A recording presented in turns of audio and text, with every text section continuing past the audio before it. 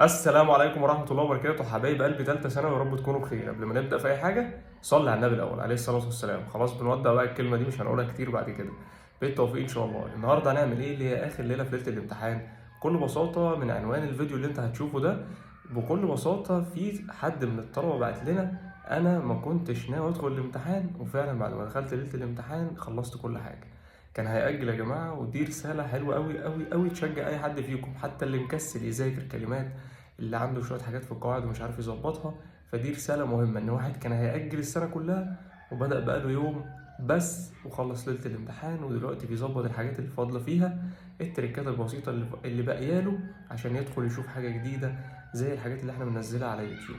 الموضوع سهل جدا، محتاج منك بس خلي عندك يقين في ربنا سبحانه وتعالى، وخلي عندك ثقة في نفسك شوية، واهدى وريلاكس. اهدى وريلاكس، خليك ريلاكس جامد كده، واحدة واحدة. وحط خطة انك تذاكر بيها النهاردة. شوف الاجزاء اللي فاضلة ليك، الجزء اللي باقي ليك، زي مثلا كلمات. في ناس كتير اشتكت من الكلمات. اقول لك الكلمات، انت بتسمع الفيديو ده هنزله لك حوالي الساعة واحدة، الساعة واحدة، واحدة ونص، ممكن نقول الساعة واحدة ونص.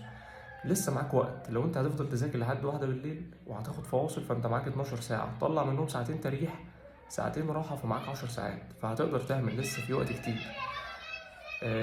دوشة بقى وبتاع، ماشي. بكل بساطة يعني الكلمات تظبطها ازاي؟ في ناس عايزة تذاكر منكم الكلمات مش عارفها، قسمها على 3 أجزاء. أول دلوقتي بعد ما تسمع الفيديو ده خد جزء بسيط، اقعد كرره وحاول تحفظه حتى ولو في ساعة، ساعة وشوية. طيب بعد العصر أو بعد المغرب خد كمان جزء. آخر الليل خد الجزء الثالث وراجع الجزئين اللي انت ذاكرتهم قبل كده. يبقى انت كده خلصت الكلمات وداخل الامتحان مطمن. طيب في ناس منكم في مشكلة كتير عندها في القواعد، يعني ادخل ليلة الامتحان، هتلاقي في ليلة الامتحان احنا شارحين قواعد المنهج كلها في ساعتين وربع. يعني الفيديو 6 ساعات وشوية، منهم ساعتين وربع ايه؟ شرح القواعد كلها من كل حاجة: أدوات نكرة، صفات إشارة، صفات ملكية، الأزمنة كلها، الضمائر الشخصية كلها عشان عاملة مشاكل ناس كتير، ملخصينها جدا وازاي تحلها بسرعة في الامتحان، الحروف الجر اللي كانت عاملة مشاكل للطلبة، فهتلاقيها كويسة، وبعديها هتلاقي حل عليها عشان يديك الأفكار كلها. بس آخر حاجة دلوقتي، لو أنا ميسيو كنت مشترك في كورس وكنت ناوي إن أنا ألم مثلا كورس زي مراجعة الإنقاذ 5 محاضرات وملحقتش، خلاص النهاردة ما تفتحش مراجعة الإنقاذ خالص، ادخل مراجعة ليلة الامتحان دي. طب انا ميسيو كان فاضل لي محاضرتين ثلاثه في مراجعه في كورس العظمه وما خلصتهمش. قدامك حل من الاثنين: تخلصهم وتدخل ليله الامتحان، يا الا تركنهم وتدخل ليله الامتحان. اكيد يعني يا ميسيو، اكيد مش هيبقى ناقصني حاجه عشان انا بس قلقان ومتوتر. انا بقول لكم الاسئله اللي بتجيلنا يا جماعه بنفس الصيغه اللي بتجيلنا على واتساب التيم. ما تقلقش يا صديقي، والله الموضوع سهل ان شاء الله. اسهل امتحان وهتطلع مبسوط منه هو امتحان فرنساوي ان شاء الله.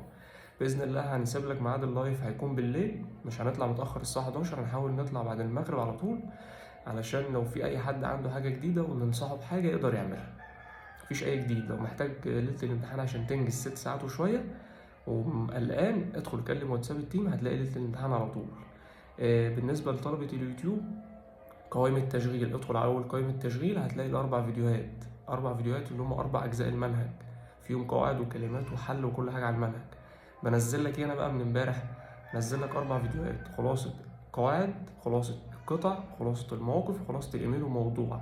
هتلاقي بين كل فيديو والتاني من 4 ل5 ساعات. دول الطلبة المشتركة، الطلبة المشتركة في ليلة الامتحان أو الكورسات ملهاش دعوة بيهم.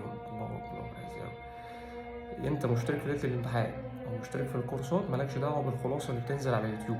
ال4 فيديوهات خلاصة مالكش دعوة بيهم. لو عندك وقت خلصت ليلة الامتحان او يعني خلاص عندك 4 5 ساعات فاضيين، اسمع الفيديوهات اللي بتنزل على اليوتيوب كزيادة ليك. يبقى طلبة اليوتيوب تسمع ال4 فيديوهات الخلاصة: خلاصة القطع، مواقف، قواعد، ايميل وموضوع. بقول لك تاني اهو، نزلنا منهم 2: القطع والمواقف، حل شامل على اجزاء المنهج اولى وتانية وتالتة. طب انت اشتركت في ليلة الامتحان وبتذاكرها ولسه ما خلصتهاش، مالكش دعوة بالفيديوهات دي، مالكش دعوة بالفيديوهات دي. تمام؟ لما تخلصها ويبقى عندك وقت زيادة روح اسمعها. تمام؟ طب انت كنت في الكورس بتاعك خلصته وعايز تسمعهم، اوكي اسمعهم برضه. تمام؟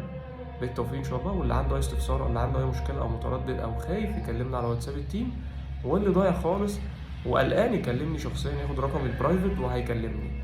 بالتوفيق ان شاء الله، والسلام عليكم ورحمة الله وبركاته.